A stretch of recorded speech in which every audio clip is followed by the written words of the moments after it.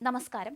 പകൽ നേരങ്ങളിൽ നഗരത്തിലെ തിരക്കേറിയ ബ്യൂട്ടി പാർലറിൽ മനോഹരമായ മേക്ക് ഓവറുകൾ നൽകുന്ന നിർഫാന, ഒപ്പം കല്ലായിലെ ഷൂ കടയുടെ ഉടമയെന്ന നിലയിൽ അറിയപ്പെടുന്ന ഭർത്താവ് മുഹമ്മദ് ഇർഫാൻ. എന്നാൽ ഈ നോർമൽ ജീവിതത്തിന് പിന്നിൽ ഒളിഞ്ഞിരുന്നത് ഒരു ഹൈഫൈ ജീവിതമായിരുന്നു, അതും ലഹരിയുടെ ഇരുണ്ട ഇടനാഴിയിൽ. ഈ ദമ്പതികളുടെ ഡബിൾ ലൈഫ് കഥ പുറത്തു വന്നപ്പോൾ നാട്ടുകാരും അക്ഷരാർത്ഥത്തിൽ ഞെട്ടി. സിനിമകളിൽ മാത്രം കണ്ടിട്ടുള്ളതുപോലെ ഡോൺ എന്ന വിളിപ്പേരിൽ അറിയപ്പെട്ടിരുന്ന ഇർഫാനും ഭാര്യ TC നിർഫാനയും ചേർന്നൊരുക്കിയ ലഹരിമരുന്ന് ശൃംഖലയുടെ ഞെട്ടിക്കുന്ന വിവരങ്ങളാണ് ഇപ്പോൾ പുറത്തുവരുന്നത്. കഴിഞ്ഞ മാസം 200 ഗ്രാം MDMA-യുമായി കുമാരി എന്ന അരുൺ പിടിയിലായ കേസിലെ ചോദ്യം ചെയ്യലിൽ നിന്നാണ് ഈ ഹൈ പ്രൊഫൈൽ ദമ്പതികളിലേക്ക് അന്വേഷണം നീണ്ടത്. നടുവട്ടം സ്വദേശികളായ ഇർഫാനെയും നിർഫാനെയും സിറ്റി ഡാൻസ് ഓഫ് സംഘവും മെഡിക്കൽ കോളേജ് പോലീസും ചേർന്ന് പിടികൂടുമ്പോൾ ചുരുളഴിയുന്നത് ലഹരി മാഫിയയുടെ അകക്കാഴ്ചകളാണ്. രാത്രിയുടെ മറവിൽ മാത്രം ലഹരി മരുന്നുമായി പുറത്തിറങ്ങുന്ന ഡോൺ യുവാക്കൾക്കും വിദ്യാർത്ഥികൾക്കുമിടയിൽ ഒരു മിത്തായിരുന്നു. പലപ്പോഴും ഭാര്യ നിർഫാനയും ഇയാളോടൊപ്പം ലഹരി ഇടപാടുകൾക്ക് കൂട്ടുനിന്നു, പോലീസിനെ കബളിപ്പിക്കാൻ. എല്ലാ പണമിടപാടുകളും നടത്തിയിരുന്നത് നിർഫാനയുടെ ബാങ്ക് അക്കൗണ്ട് വഴിയായിരുന്നു.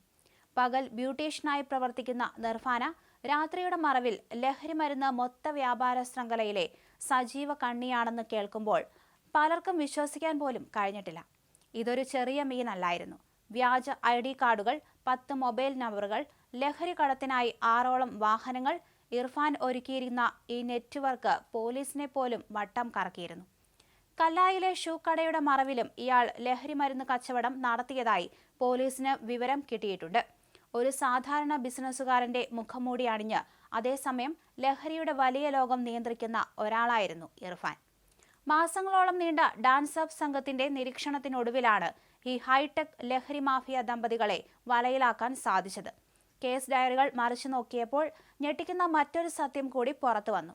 2025-ൽ 25 ഗ്രാം MDMA-യുമായി തൊണ്ടയാട് സ്വദേശി അക്ഷയിൽ നിന്ന് പിടികൂടിയ കേസിലും ഇവർ പ്രതികളാണ്. ലഹരിയുടെ ഈ കറുത്ത പാതയിൽ ഇർഫാന്റെ 2 സഹോദരങ്ങൾക്കെതിരെയും ലഹരിമരുന്ന് ഉപയോഗിച്ചതിനും കടത്തിയതിനും നിലവിൽ കേസുകളുണ്ട്.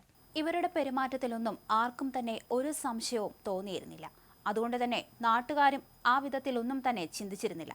പക്ഷേ കഴിഞ്ഞ തവണ ഇവരുടെ ഒരു പങ്കാളി പിടിയിലായപ്പോഴാണ് ഇവരിലേക്ക് അന്വേഷണം വന്നതും ഒടുവിൽ ഇവരിലേക്ക് പോലീസ് ഇറങ്ങിച്ചെന്നതും കാര്യങ്ങളുടെ ഗൗരവം മനസ്സിലാക്കിയതും. അങ്ങനെയാണ് ഇവരെ ചോദ്യം ചെയ്യാൻ വിളിപ്പിച്ചതും അറസ്റ്റിലായതും. ചോദ്യം ചെയ്യലിലൂടെയാണ് നിർണായക വിവരങ്ങൾ പോലീസിന് ലഭിച്ചത്. ഇവരുടെ ഗ്രൂപ്പുകളിൽ നിരവധി പേർ സജീവമാണ് എന്ന് തന്നെയാണ് പറയപ്പെടുന്നത്. പകൽ നല്ല രീതിയിൽ ബിസിനസ് നടത്തിവരികയും അതുപോലെ തന്നെ രാത്രിയിൽ ഇവർ ലഹരി മരുന്നിന്റെ കടത്തിലേക്ക് നീങ്ങുകയും ചെയ്യുകയായിരുന്നു.